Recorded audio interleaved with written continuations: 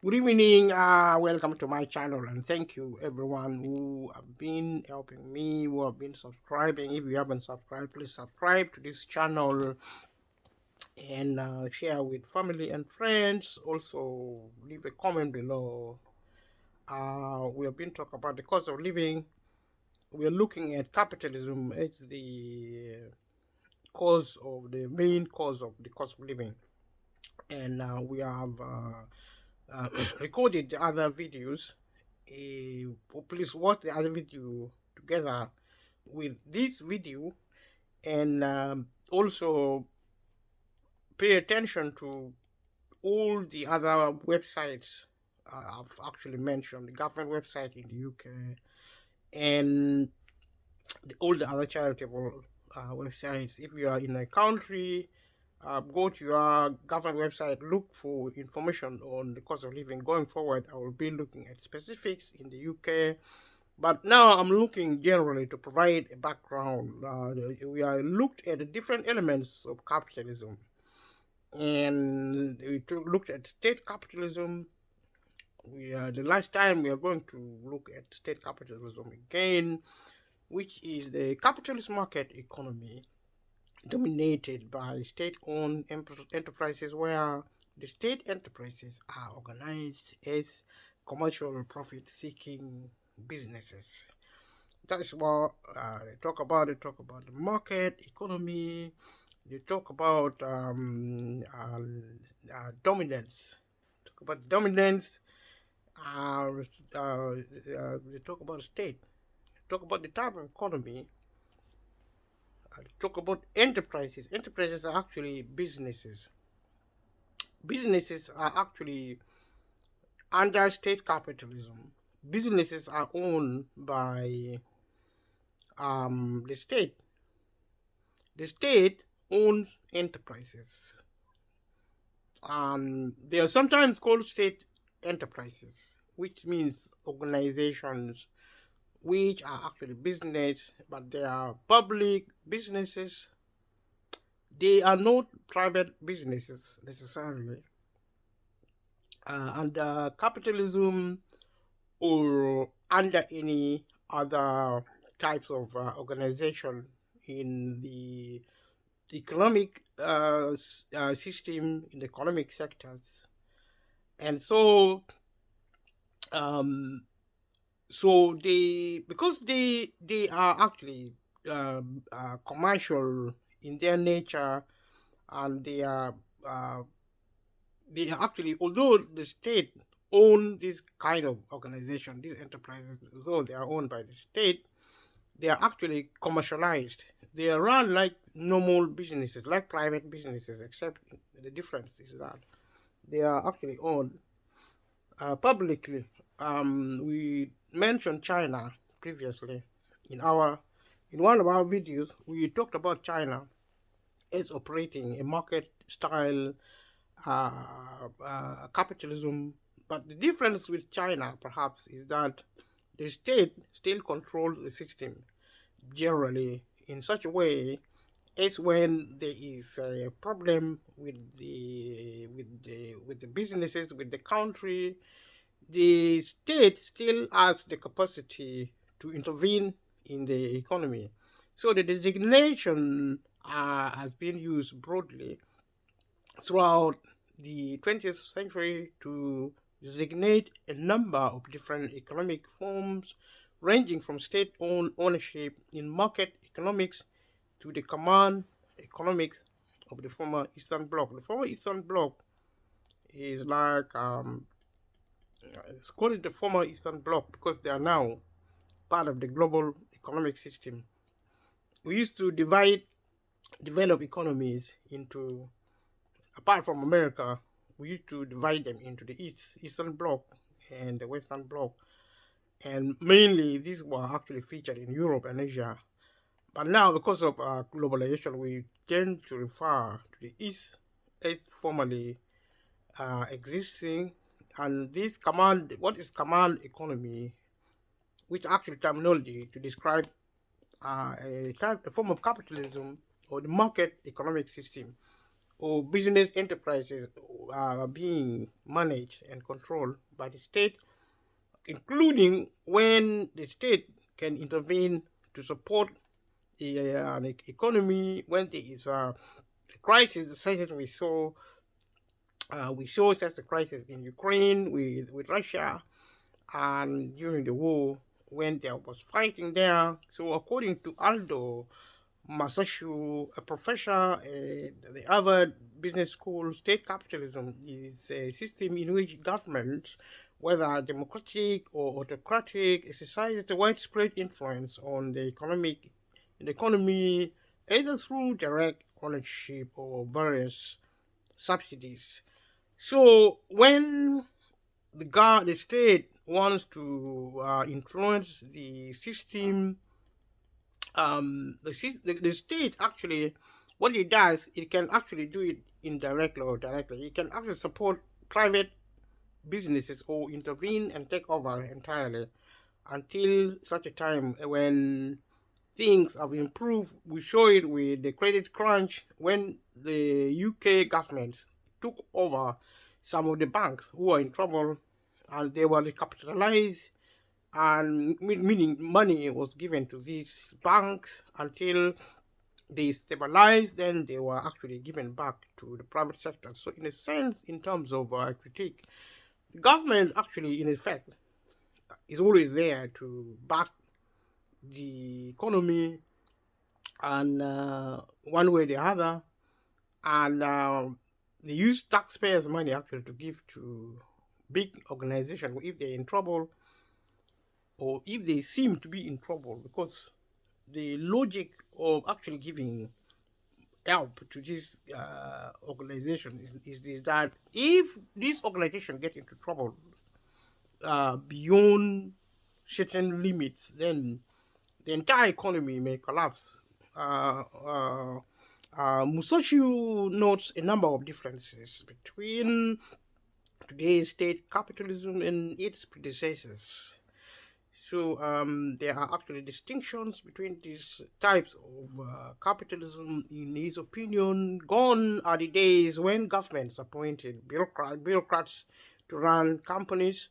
The world's largest state-owned enterprises are now traded on the public markets and kept in good health by large institutional investors. So you see that he says, in his opinion, he says there have been a major change in the way governments behave and the way the government behave now. In the past, the government used to appoint bureaucrats. Bureaucrats are actually government officers. The word bureaucrats actually signify bureaucracy or control.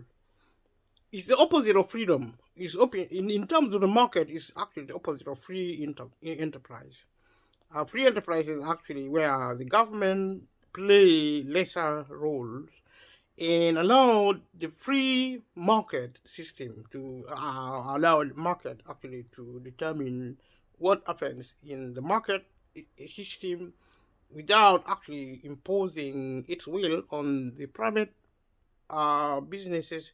So like, well, there are always big businesses, large state-owned enterprises. There are mostly corporate businesses are really big, and they mimic government organizational structuring in the sense of be in size, in the sense of size, and size actually in the market size matters in the sense that the economic argument or the business case is that big businesses actually cut out waste.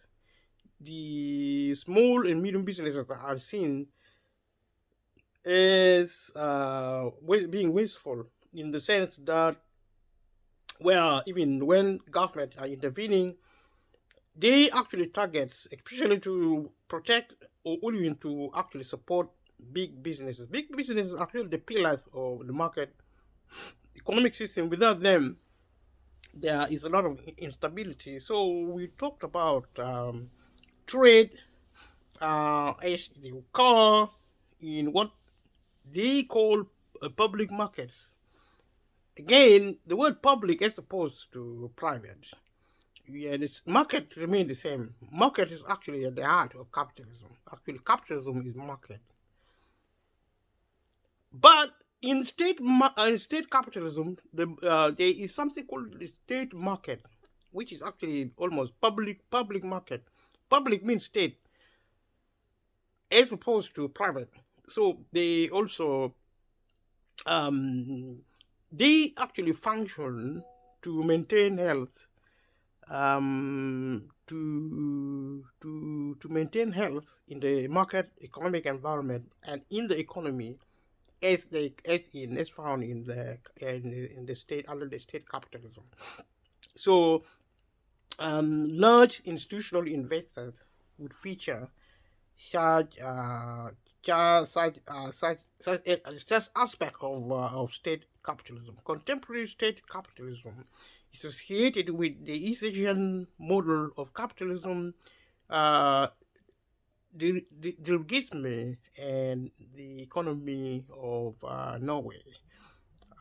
Places like Norway would feature certain types of capitalism, such as seen while looking at what they call state capitalism. They still exist in this opinion, in the opinion of this observer, commentator, is saying places like East Asia still feature, and also Norway is still featuring, is still practicing, large elements of state intervening in the market economic system. Alternatively, Merriam-Webster defines state capitalism as an economic system in which private capitalism is modified by varying degree of government ownership and control. They talk about modification as to how the state intervened to be involved in the public capitalism.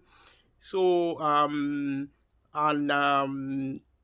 in this undertaking, the state it looks at what is essentially private capitalism, and it actually doesn't take it over entirely, but it modifies it. It actually puts some sense of control, and for example, in form of regulation, government regulation, like I said, should have been done when the cost of living occurred in Britain and across the globe. The government should have actually had some semblance of influence, of influencing the market, especially the market of energy supply in the UK in the first place, but also across the globe. The global, especially the West, and also developed economies should have actually implemented some element of state intervention, especially in the West, because this impact actually is in the West, but it also will be reverberating to capture the Eastern Bloc, also Africa and the globe, because like I said before, we now live in a globalized economy, and therefore, and these can be looked at, and these are actually points of views in socialism, utopian, and scientific. Frederick characterized the final stage of capitalism as consisting of ownership and management of large-scale production and communication by the bourgeois state. Bourgeois are actually the capitalists. They are the super rich. They are the ones who actually the big shots of the capitalists, and the ruling elites, the upper class, the ruling class, the power brokers of the world. They are, in some senses, referred to as the bourgeois. Leave a comment below if you know what bourgeois means. In his writings, Vladimir Lenin characterized the economy of Soviet Russia as state capitalist, believing state capitalism to be an early step toward the development of socialism. This is according to Lenin. In his belief, in his thinking, he believes that capitalism the state capitalism, the state capitalist, or the state capitalism itself is an early step toward the development of socialism.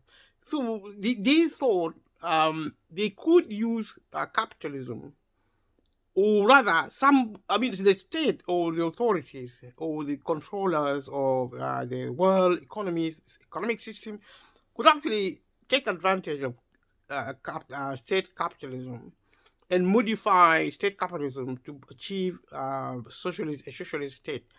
Now, looking at the current environment, I think the capitalists really understood that, or they didn't. But whatever has happened is for really, for everybody to think. But the fact now is that what we're now operating more and more, especially in the West and also in parts of the globe, what we're now operating more and more is the market elements of capitalism, which is what we said in the other videos, what we continue to say to make it clear the logic about looking at capitalism, because it is the cost of living. If you want to solve the cost of living, then you have to master the system of the economy we operate under, which is actually responsible for the cost of living. If you are not interested, it is your given, to decide what you want to do. My role is to actually pinpoint to the fact.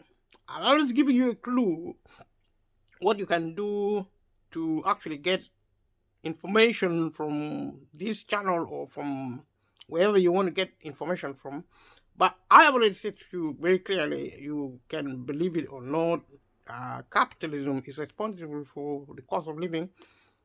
The cost of living is going to be as a crisis for a long time, and it's a normal way of life with people without money, people with less money will be really suffering more and more. A lot of people are going to lose their homes. A lot of people are going to lose their jobs. If you lose your job, you are going to be excluded from society. You can lose your life as well. You can actually die if you lose your job. And you lose your job, you lose your home, you lose almost everything. You lose ability to access healthcare, transportation, and also to be excluded. I mean, you can be excluded. Your family and friends may reject you. If you're married, your wife may leave you. You're going to be wifeless. You're going to be husbandless. Because people normally struggle to deal with change. That's what I'm trying to say. So, some people may think that the cost of living is going to go away very quickly. It might not, but in my opinion, every time there's a crisis, it carries on. The COVID-19 is still there, the Brexit is still there. In effect, you need the way it's affecting the cost of living in the first place, but also things like the early the global financial cost crisis is still there, and some economists and left-wing academics, including Richard D. Wolff and Noam Chomsky, as well as many Marxist philosophers and revolutionaries such as Raya Dunajevskaya and C. Lara James. These are scholars who leave a comment below if you know them. These are scholars who actually argue that the economies of the former Soviet Union and Eastern Bloc represented a form of state capitalism because their internal organization within enterprises and the state of wage war labor remained intact. The form of state capitalism as seen within the former Soviet, this is actually an opinion, and up to a large extent, they are probably right, because you see, these were actually formerly communist states and socialist countries who actually practice state enterprise. as a craft to actually grow wealth using state capitalism. Capitalism being actually the driver of growth and wealth and the creator of wealth as we understand it. So the term is not used in by Austrian school economists to describe state ownership of the means of production. The economist Ludwig von Mises argued that the designation of state capitalism was a new label for the old labels of state capitalism and planned economy, and differed only in non-essentials from the earlier designation. So to speak, we're talking about the same thing in circle. When we talk of planned economy, we're talking about the state type of the economy where the state actually, because anything to do with planning actually state. The debate between proponents of private versus state capitalism is centered around questions of managerial efficiency, productive efficiency, and fair distribution of wealth. So we talk about efficiency saving now. If you hear what governments of the world say, the focus is now to talk about efficiency saving. The argument is that the private sector is efficient, public sector is not. That's the basis. So it's also talk about economic growth, which is productive efficiency, which is actually to say the private sector actually grow the economy, they create wealth. But also, most importantly, we talk about the distribution of wealth. Is it fair? My opinion probably is not. Capitalism is well known as in the market context, the privatized mode of production, of running the economy, where private individuals run the economy normally very rich, and big businesses own privately. They don't distribute wealth. That is the bottom line. We have seen it with the cost of living. If they distributed wealth, they could have distributed wealth. They don't. The government has to intervene to modify the private economy to kind of like make it look a bit like the public economy. Inject a bit of publicity, if you like, to inject a little bit of the public element into the economy, so as to to make it more fair, to make it fair. So we're coming to talk about welfare capitalism, which is actually quite similar to state capitalism. We talk about also in economic interventionism and mixed economy, responsible, like we said before, which is capitalism that includes social welfare policies. We say this before elsewhere, that talk about the welfare state in this program to kind of like illustrate the meaning of the cost of living. And today, welfare capitalism is most often associated with the model of capitalism found in Central Mainland and Northern Europe, such as the Nordics model and social market economy and Rhine capitalism. Now, capitalism is seen alongside socialism. Social policy is still available, it's still existing in the UK, but it is going ultra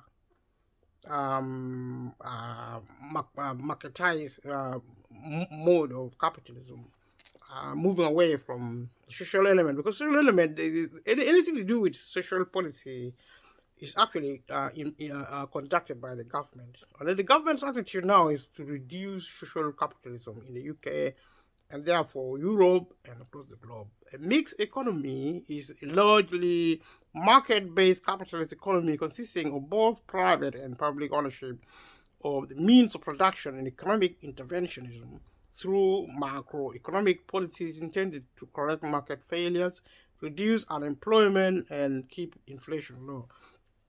So the features of actually, this is what now, cause very widely in many economies, but far as Europe, the more wealth is in Europe, the less of mixed economy. Um, because the function is actually to help in things like the cost of living. So by this statement, you can actually argue that the government created the cost of living because it failed to intervene in the economy to strengthen the social aspect of capitalism. So it fails to do that to promote social capitalism, which actually is responsible for uh, social policy like education, employment, health, the cost of living, I mean, standard of living and things like that for people who are actually the many who are actually who work for a living. So this is going to be less and less, like I said, elsewhere. The degree of intervention is in markets varies among different countries. Some mixed economies, such as France under Dirisgime, also featured a degree of indirect economic planning and over a largely capitalist-based economy. Um, so yes, it's a different in different countries, but with globalization and harmonization, is becoming similar. Every country now is going private other than public. This is all public-private relationship, or what you may call public dichotomy of between public and private. So most modern capitalist economies are defined as mixed economies to some degree. It's true, but like I said, we are all becoming marketized. So we talk about also capitalism. Eco-capitalism is also known as environmental capitalism, or sometimes green capitalism, is the view that capital exists in nature as natural capital ecosystems that are ecological yield on which all wealth depends. Like I said elsewhere in the video I recorded elsewhere, that environmental economy, environmental movement, and environmental politics are actually capitalistic, is actually focusing on strengthening the protection and the preservation of natural wealth, trees, water, animals, and all the other natural resources. This is actually part of an agenda supported by wealthy people. Because wealthy people want natural. I mean, when you talk natural, we talk about land and everything, because that is the main source of wealth. So environmentally, capitalism is very strong in favor of the rich.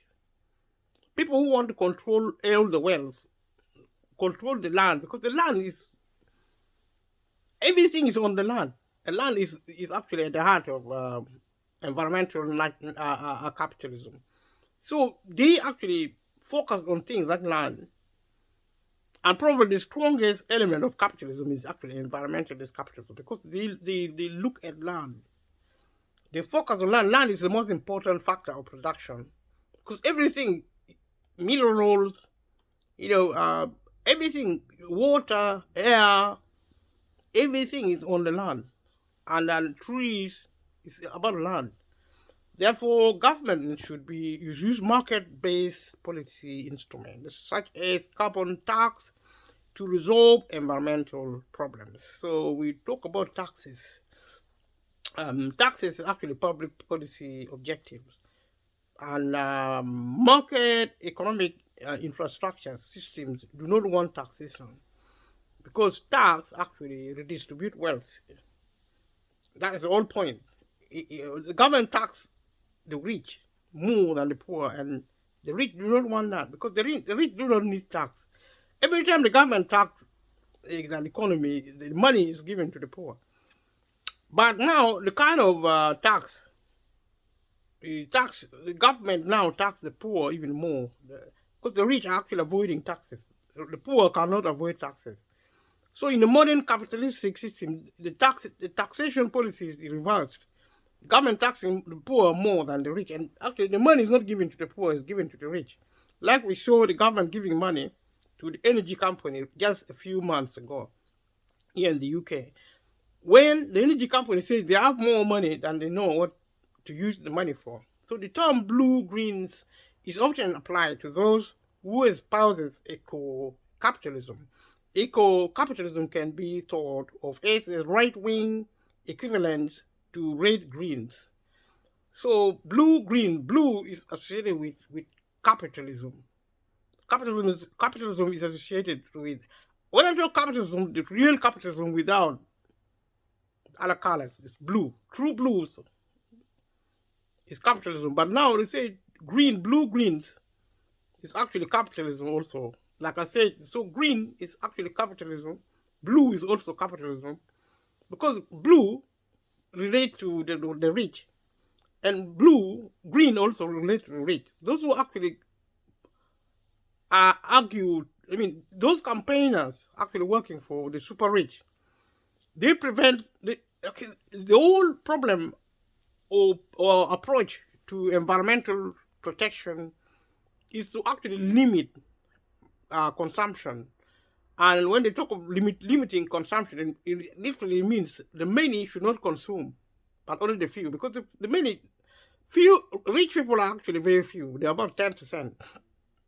So when they talk of let us reduce consumption to save nature, to save the environment, they're saying poor people should stop consuming because there are so many.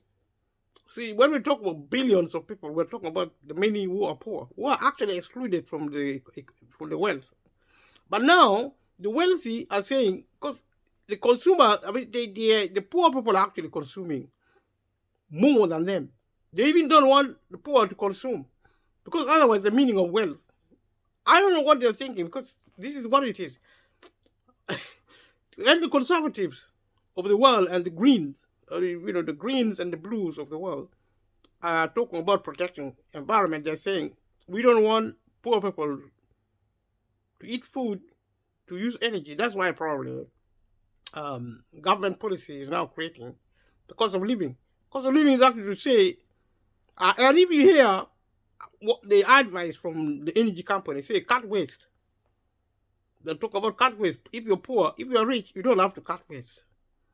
If you're consuming, you can use actually as much money. You can spend as much money as you like if you're rich, because you're few. They're few. They don't want poor people to consume more than them. See, first of all, they took our money. Now they want to take our world, our health away from us. See, they prevented us from accessing money. Now they're preventing us from our livelihood. So that they actually keep everything for themselves. I mean, some people say it is greedy by the rich to stop poor people from accessing resources.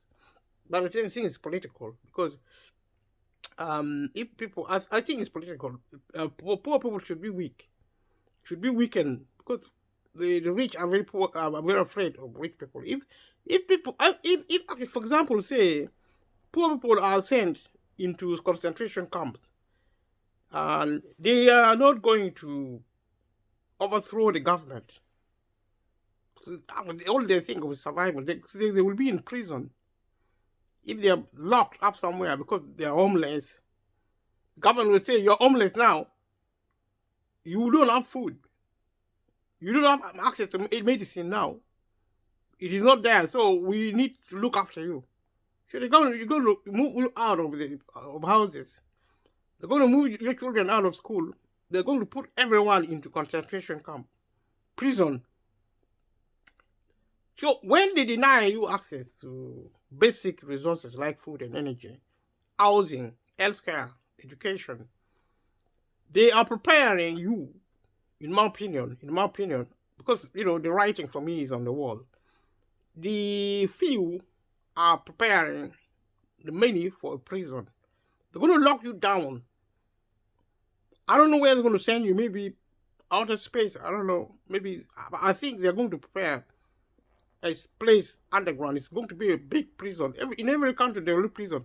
There are going to be two types of individuals: the rich and the poor, the many and the few. The few will be free. So when you talk about freedom, you're talking about the few, and not the many are going to be in prison. That is the only way to keep them alive. Otherwise, the other way is to actually kill them. Kill the poor or put them in prison. Which one? Take your pick. So my message to the poor is that refuse to die, refuse to go to prison. The best way to do that is actually work together. Your money. Put your resources together. Stop fighting each other. Revisit the cultural economy, which I talk about. Respect yourself if you're poor more than the rich. I'm not saying the rich are, but they have money, they are poor. You have to look after yourself first before you start reaching out to the rich. Come together as poor people. If you work for a living, there's no middle class. Don't pretend that you're middle class. But you may, well, what if you lose your job? Are you going to be middle again? What if you lose your job? You're going to lose your home. Are you going to middle again? Be middle. How middle are you going to be? You are not going to be middle at all. Forget about middle. Unite with the rest of your poor citizens. Because the middle, this so-called middle, actually is about 50% of the poor component. So these so-called super rich are trying to divide the poor into middle and lower class. Because if the middle think they're all right, then they destroy the lower 20% first, and then destroy the middle class later. So my message is that stop being middle. There's nothing middle about you. You are just poor. You don't have a job. Somebody else, you rely on somebody else giving you work. You don't even create your own work. If you are creating your own work, you're small or middle. You're middle or big business. No, you're small or middle. Medium. You're small or medium. Small or medium is small anyway. There's nothing medium about being small. So medium business is also fake. It's fake, it's middle class.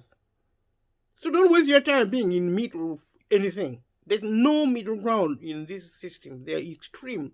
You're either small or big business. If you're small, you're poor. If you're big, you're rich. The rich are few. 10%. The poor are actually 90%. Let us adopt straight talking. Don't waste your time.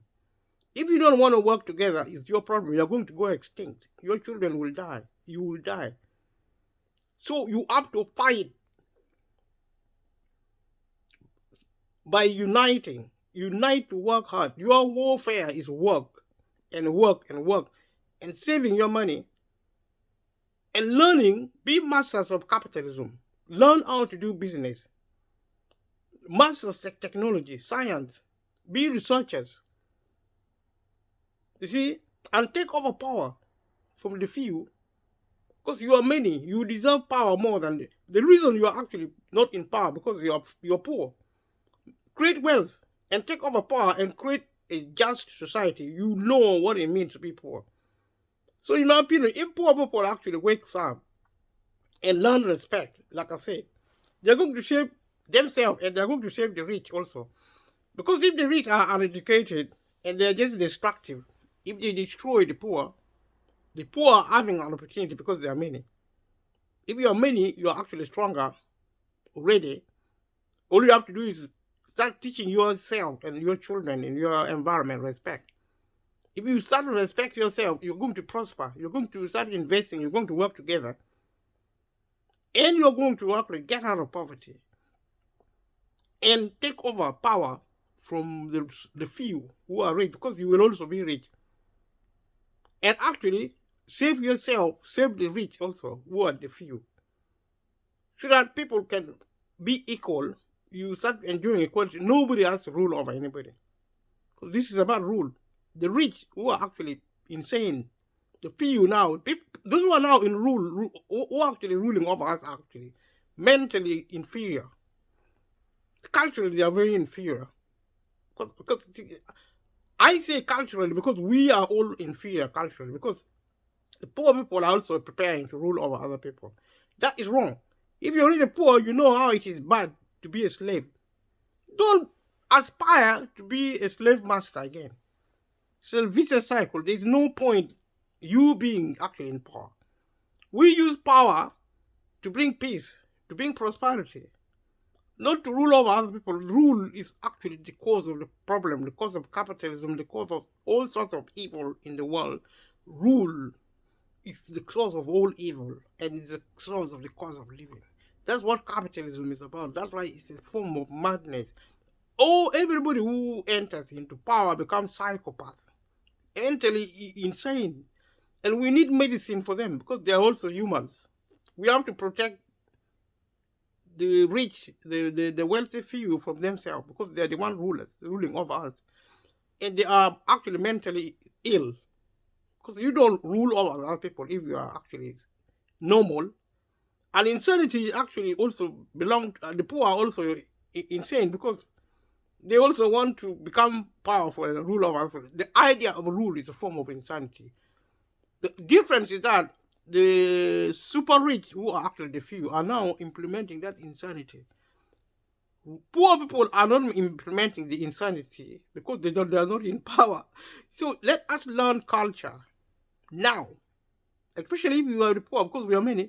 Poor people actually is the answer to the catastrophe looming over the world. Because if we continue the way we are continuing with, the ruling over one another, then the whole thing is not going to be sustainable.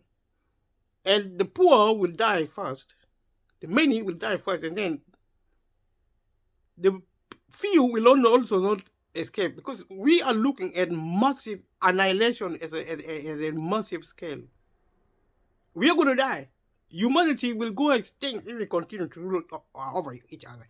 Rule is the main, it's the source of all the problem of society. Rule. And failure in culture is the cause of the desire to rule over one or another. If we were culturally actually stable, if we were culturally sane, we were not going to be ruling over one over another. And that's what I've been saying on this video. As we go forward, we are going to be clearer and clearer on these propositions. Actually ended this video here. We are going to do another one tomorrow. Actually, I'm tired actually talking about all this, but there is hope, because we can change our mind. We can learn new things. What we need now to learn culturally is actually change the way we think. Respect yourself, respect others. It sounds simple, but it's going to take a long time and lot of effort. But we're sowing a seed now. I think this video is very, very important. And subscribe if you haven't subscribed. Share with your family and friends, and leave a comment below, and click a notification bell. Support this video. We need to grow. Thank you for watching. Bye.